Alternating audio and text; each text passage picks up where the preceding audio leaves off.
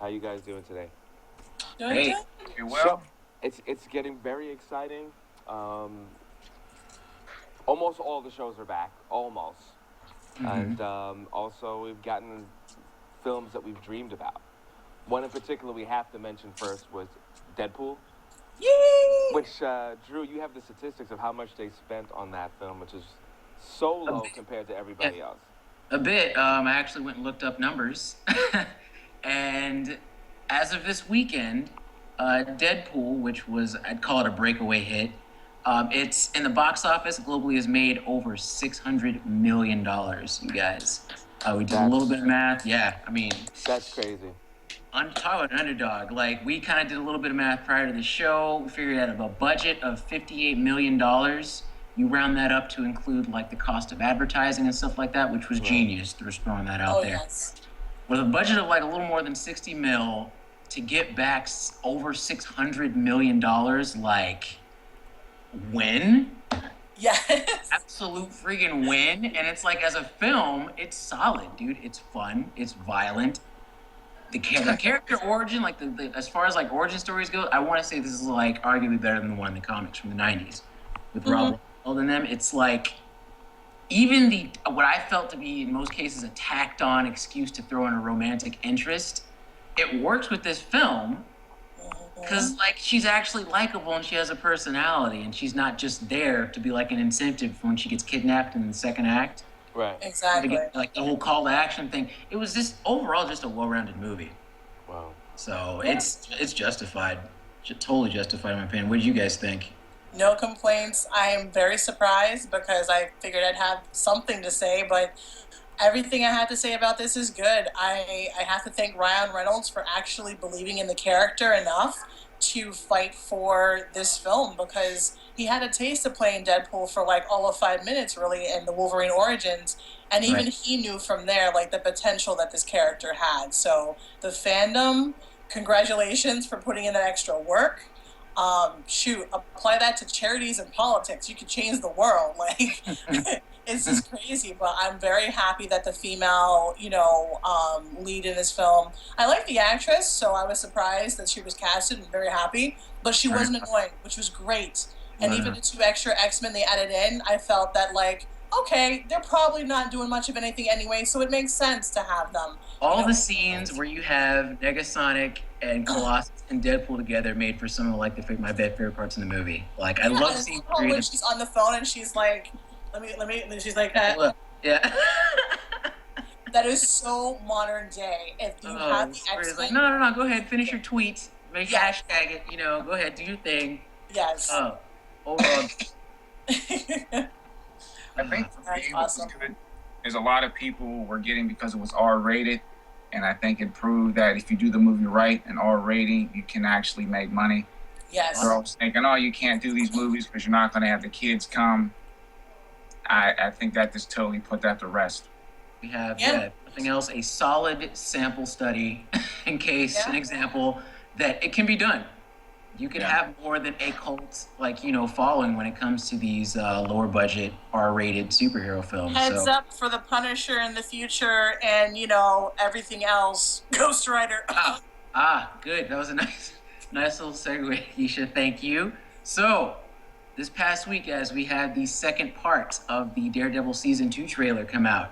And it comes in two fronts, because part one, I see why they divided it in two parts, is because part one focused primarily on Frank Castle, aka the Punisher, and that showed his whole one-man war that he's waging against not only just the mafia, but we come to find out there's the Yakuza who are actually being involved too, which we're introduced to in part two of the trailer, which focuses a lot more on Elektra Nachos, aka, well, no, she doesn't have an aka, she's just Elektra. Elektra.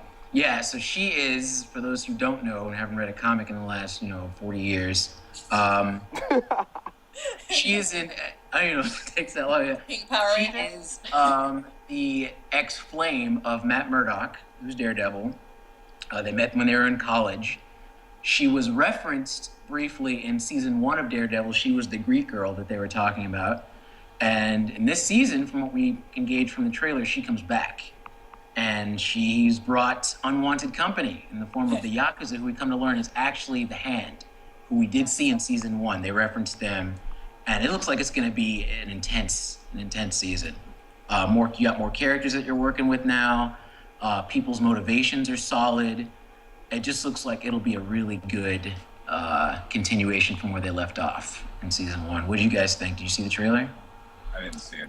You didn't see I it? didn't get a chance to see it, but I know everything that you're talking about, and I'm looking very much forward to an actual palatable portrayal of Elektra, as well as more about the hand, because I love that part in the Deadpool comics when they got into all that. When I saw Stick, I was like, ooh, yay, they're going to eventually go into this. So the end of it, I was like, yes, Kingpin is doing his thing. Now you have a little bit, like you said, the intro for the hand.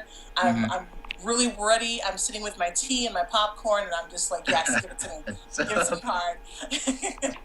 Yeah, and the funny thing is I don't think that they'll reference Kingpin, but as far as we know, he's sitting in a jail cell looking at a plain white wall right now. So I'm sure they'll bring him up into where he's currently positioned. But a lot of this is going to focus on the Hand, Stick, who's a member of the group that's known as the Chaste in the comics, and just that whole setup is like when he came in season 1, and there was the black sky little thing where there was the kid. It set so many seeds for like not only just Daredevil but for other shows, which we'll get into momentarily. It was ingenious. Like when his Stick is sitting in front of the other guy who we don't know exactly who was it with the scars on his back, and he asks him, "Is he ready?" And he's like, "I have no idea." That was that was like the teaser trailer for season 2. So yeah, overall I thought it was great. I'm excited. I'm hyped. Let's go. Go. All right. Definite. Yeah. Spin-offs, we might as well go into it. They're pushing, what is it? Let's see. Iron Fist, right? Oh, yeah. Yes. As of right now, this week we learned that Finn Jones, he played Sir Loras Tyrell. Yeah, he was a Tyrell. Sir Loras Tyrell in Game of Thrones. He is going to play Danny Rand, aka Iron Fist. You guys watch Game of Thrones, do you? Yes? No? Yeah, I'm trying to remember which person he was. He was the Knight of Flowers. He's the person they gave the armor that had the flower pattern on it. Part of House Tyrell. Yeah, the kind of poofy looking guy. Yeah. Oh, that's gonna be an adjustment, but okay. Interesting casting choice, but not one that I'm altogether ready to oust, because the dude in Game of Thrones showed himself to be a bit of a badass, but at the same time, there's that whole angle where he could, portray himself as being something else. Yeah. And yeah, so ultimately, I feel that they're going to try to focus more on the character as opposed to just does he look good in the costume? How they do is, me and Charles were talking about this before. When you have like these fans. Just a pretty face, you're telling me. Yeah, where they take the people that just look like that character, if you put them in the costume, disregard whether or not they can actually pull the character off. The Flash. Oh, I'm sorry. Wow, yeah. You should take it. My biggest, I don't know, I can't say gripe, but I would say maybe wave the caution flag. They have to remember every character is not going to make a good movie, and I pray that they don't pollute the whole market, to start yanking every character out trying to do a series or a movie. And I talked a little last week, because you'll crash it.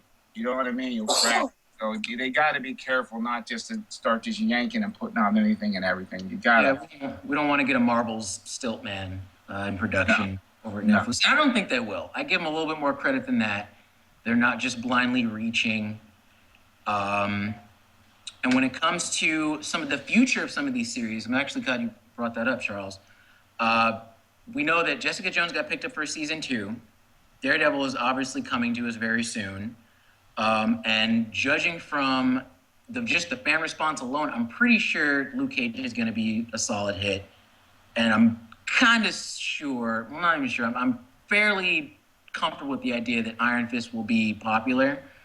But instead of picking up Luke Cage and Iron Fist for season 2 respectively, you just take those two characters, combine them into a show and call that Heroes for Hire, which falls right in line with the comics. That was a whole comic run. Luke Cage and Iron Fist they have a long sordid history of them teaming up and forming their own group where they offer their services as heroes to people for a price. Just the premise of that alone is a great idea for a show to me. Like, you could pitch that to pretty much anyone just about. Because a lot of these heroes, they're not major players, they're co-stars, and I think for them to come in and like one movie I hated, but I thought they could have did more with the character Ghost Rider. I think Ghost Rider should have did cameos with somebody instead of trying to make a whole Ghost Rider movie. Trying to carry a whole movie with Ghost Rider to me is tough. But if they would have had him come in with somebody else, you know what I mean? Give him a quick cameo, just like they did with Deadpool. How they brought Colossus in, do something like that. Do not make the whole movie with him. They got to realize that you got to have a co-star. You can't have everyone starring their own place. Certain characters can function as like standalones, and you have other characters that just don't have a hell of a lot to work with. Like Punisher is a compelling character, but ultimately he's a one-note character. His origin's fun. No, I can't say it's fun. It's messed up, but like it's interesting. And then you have him interact with these other characters, and then you see in the Marvel Universe, Punisher isn't really liked by anyone. Nope. He's like the most antisocial person. You know, no one likes to work. No one ever sits up there and says, you know, Frank, he's a good guy. I like working with him. No one says that. Equivalent to Lobo in the DC. Yeah, exactly. No one wants to work with Lobo.